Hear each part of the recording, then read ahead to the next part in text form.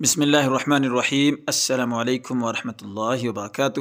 آج آپ لوگوں کو بہت ہی اہم اور تاریخی مقامات کا زیارت کرائیں گے انشاءاللہ، جس میں شامل ہے احد پہاڑ اور وہ قبرستان جہاں پر سید الشہداء حضرت حمزہ رضی اللہ تعالی عنہ کا قبر مبارک موجود ہے، اور جبل رمات کا بھی آپ لوگوں کو زیارت کرائیں گے جہاں پر کئی صحابہ شہید کیے گئے تھے، اور یہ تینوں مقامات تقریباً ایک ہی جگہ پر موجود ہے۔ تو سب سے پہلے آپ لوگوں کو لے کر کے جائیں گے قبرستان کے پاس جہاں پر حضرت حمزہ رضی اللہ تعالی عنہ کا قبر مبارک موجود ہے، اور کئی صحابہ اس قبرستان کے اندر مدفون ہیں۔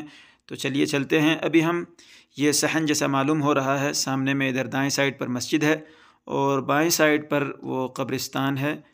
یہ سامنے میں جو دیوار نظر آ رہے ہیں رائٹ سائڈ پر، جس میں لوہے کے گرل لگے ہوئے ہیں، یہی وہ قبرستان ہے جہاں پر سید الشہداء حضرت حمزہ رضی اللہ تعالی عنہ کا قبر مبارک موجود ہے، اور کئی صحابہ کرام رضوان اللہ علیہم اجمعین کی بھی قبریں اس کے اندر موجود ہیں۔ تو قریب سے بھی آپ لوگوں کو دکھائیں گے، اور حضرت حمزہ رضی اللہ تعالی عنہ کے بارے میں بھی ذرا بتا دیتے ہیں، جن کو اسد اللہ بھی کہا جاتا ہے، اسد رسول صلی اللہ علیہ وسلم بھی کہا جاتا ہے، یعنی اللہ کا شیر، رسول اللہ کا شیر، اور سید الشہداء بھی۔ اور قبرستان کے پاس یہ کچھ ضروری ہدایات لکھے ہوئے ہیں، جس کے اندر بتایا گیا ہے کہ رسول اللہ صلی اللہ علیہ وسلم کی اتباع کرتے ہوئے قبروں کی زیارت کرنا سنت ہے، لیکن صرف قبر کے لیے کہیں کا سفر کرنا یہ صحیح نہیں ہے۔ بہرحال سامنے میں جو یہ اینٹوں سے گھیرا ہوا ہے، یہی سید الشہداء حضرت حمزہ رضی اللہ تعالی عنہ کی قبر مبارک ہے۔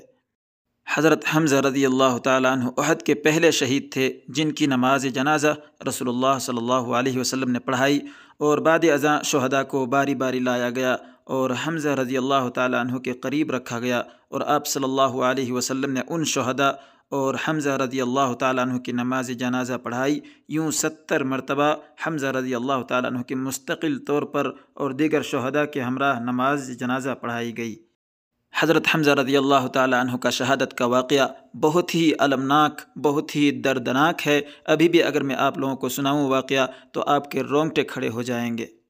شہید کرنے کے بعد جسم کے کئی اعضاء جسم سے الگ کر دیے گئے، کلیجے کو نکال لیا گیا اور پھر اس کلیجے کو چبایا گیا۔ اللہ اکبر۔ دین اسلام کو پھیلانے کے لیے، دین اسلام کو ہم تک پہنچانے کے لیے صحابہ کرام رضی اللہ عنہ اجمعین نے ایسی قربانیاں دیں، ایسے مشکلات جھیلے، ایسی پریشانیاں اٹھائیں، تب ہم تک یہ دین پہنچا ہے۔ ہمیں دین اسلام کی قدر کرنی چاہیے، اور اللہ تبارک و تعالیٰ کا شکر بھی ادا کرنا چاہیے کہ اللہ تبارک و تعالیٰ نے ہم سبوں کو اسلام گھرانے میں پیدا کیا۔ بہرحال اب ہم جبل رمات پر پہنچ چکے ہیں، یعنی تیر اندازوں کا پہاڑ۔ تو اس پہاڑ پر اوپر بھی چڑھ رہے ہیں۔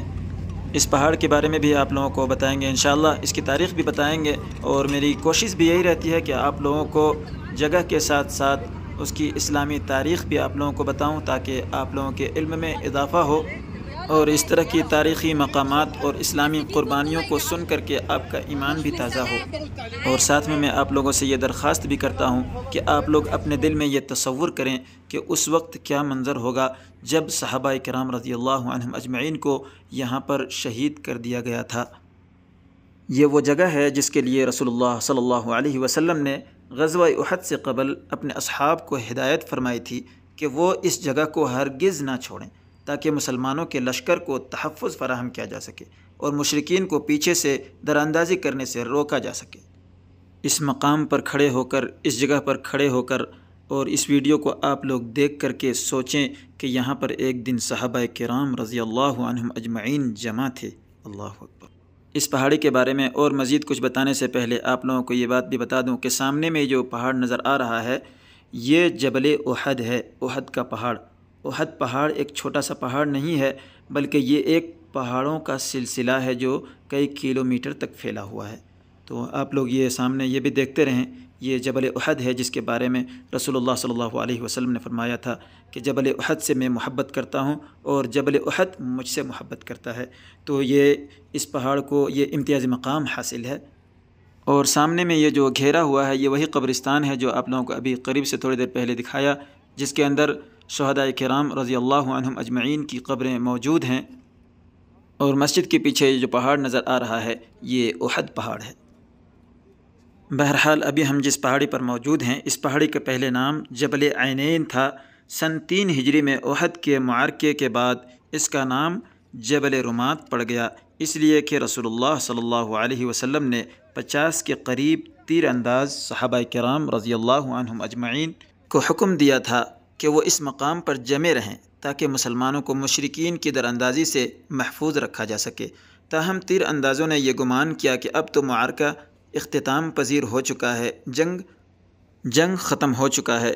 ये सोचकर इस पहाड़ी से सहाबा किराम रज़ियल्लाहु अन्हुम अजमईन नीचे उतर गए। इस मौके पर मुशरिकीन ने फ़ौरी तौर पर इस जगह से दोबारा हमला किया और बाजी उनके हक़ में पलट गई।